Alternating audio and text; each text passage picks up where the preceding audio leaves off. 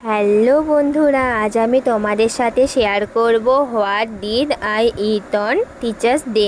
সকালে ক্লাসে গিয়ে খেয়ে নিয়েছিলাম মিষ্টি, ঢোকলা, নিমকি এবং কেক। বাড়ি এসে ব্রেকফাস্টকে খেলাম মুড়ি এবং আলুর দম। দুপুরে খেলাম ভাত, শাক, চাটনি, পনির এবং আলু কাঁচকলার ঝোল। বিকেলে প্রোগ্রামে গিয়েছিলাম, সেখানে ভেজ পকোড়া এবং কফি খেয়েছিলাম। তো মেন কোর্সে ছিল ভেজ কাটলেট, স্যালাড, সস। এরপর দিয়েছিল তড়কা এবং রুমালি রুটি। তো রুমালি রুটিটা যেহেতু বড় ছিল তাই আমি একটাই নিয়েছিলাম। এরপর ছিল কমলা রাইস এবং চিকেন। তো আমি যেহেতু ভেজ খাই তাই আমি চিলি পনির নিয়েছিলাম।